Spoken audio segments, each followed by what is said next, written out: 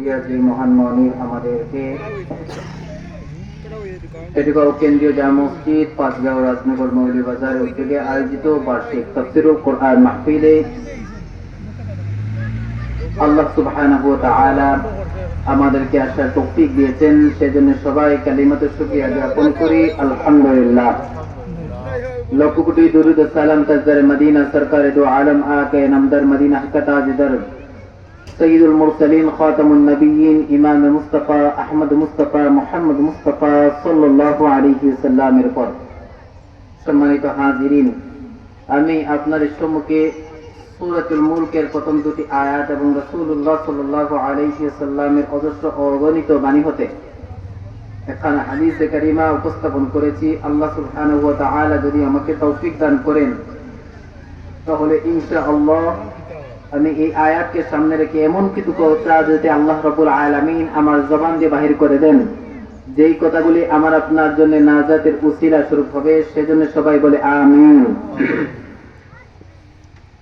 আল্লাহ সুবহানাহু ওয়া তাআলা আমার তেলাওয়াতকৃত আয়াতের মধ্যে বলেন, তাবারাকাল্লাযী বিয়াদিহিল মুলক, বরকতময় মহামহিমান্বিত সেই মহান মালিক, সেই মহান আল্লাহ রাব্বুল আলামিনের হাতে সব ক্ষমতা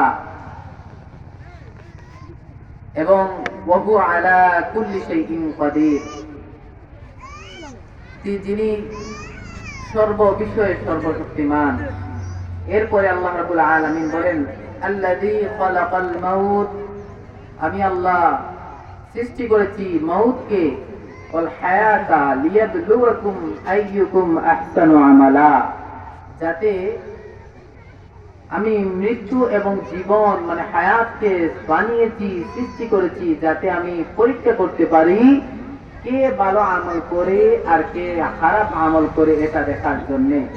ওয়া হুয়াল আজিজুল গফুর, এবং আমি আল্লাহ রাব্বুল আলামিন হলাম সর্বপরাক্রমশালী এবং ক্ষমাশীল। বলে সুবহানাল্লাহ।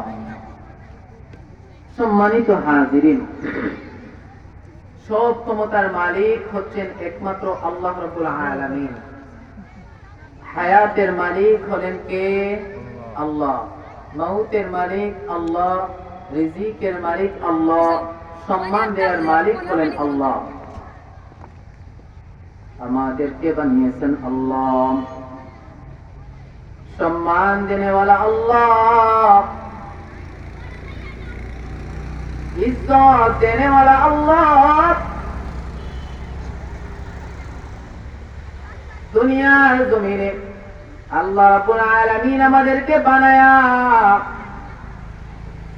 এই জমিনের মধ্যে আল্লাহ রাব্বুল আলামিন প্রেরণ করেছেন। আল্লাহ রাব্বুল আলামিন বলেন, গোলাম, এই দুনিয়ার জমিনে তোমার নাম গন্ধ কিছুই ছিল না। এ গোলাম, আমি আল্লাহ রাব্বুল আলামিন তোমাকে দুনিয়ার জমিনে পাঠানোর আগে কেউ তোমার নাম পর্যন্ত জানতো না রে গোলাম। আমি আল্লাহ রাব্বুল আলামিন তোমাকে দুনিয়ার জমিনে পাঠাইলাম। আল্লাহ রাব্বুল আলামিন বলেন, আল্লাহ রাব্বুল আলামিন বলেন, এই দুনিয়ার জমিনে তোমাকে পাঠানোর পূর্বে তোমার নাম গন্ধ কোনো কিছুই ছিল না। আমি আল্লাহ তোমাকে দুনিয়ার জমিনে পাঠাইলাম। ও আল্লাহ, তুমি কেন আমাদেরকে দুনিয়ার জমিনে পাঠাইছো? আল্লাহ রাব্বুল আলামিন বলেন, গোলাম, আমি আল্লাহ তোমাদেরকে দুনিয়ার জমিনে পাঠাইলাম কারণ ওয়ামা খালাকাতুল জিন্না ওয়াল ইনসা ইল্লা লিয়াবুদুন। আল্লাহ রাব্বুল আলামিন বলেন, গোলাম, আমি আল্লাহ তোমাদেরকে দুনিয়ার জমিনে অন্য কোন উদ্দেশ্যে বানাই নাই। আমি আল্লাহ তোমাদেরকে আমার এই জমিনে পাঠাইলাম আমি আল্লাহর গোলামি করবা, দাসত্ব করবার গোলাম। ও মালিক, তুমি আমাদেরকে গোলামি করার জন্য পাঠাইছো। ও আল্লাহ, কতদিন ইবাদত করব?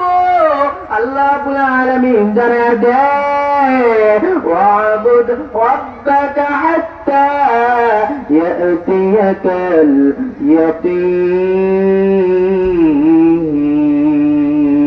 আল্লাহ রাব্বুল আলামিন জানায় দেন, মরণ আসার আগ পর্যন্ত বান্দা তোমরা আমি আল্লাহর গোলামি করবা, তাহলে বুঝলাম আল্লাহ দুনিয়ার জমিনে আমাদেরকে চিরস্থায়ী পাঠাও নাই। ও মালিক, দুনিয়ার জমিনে আমাদেরকে চিরস্থায়ী পাঠাও নাই, আমাদেরকে দুনিয়ার জমিন ছেড়ে চলে যেতে হবে। আল্লাহ রাব্বুল আলামিন বলেন কুল্লু নাফসিন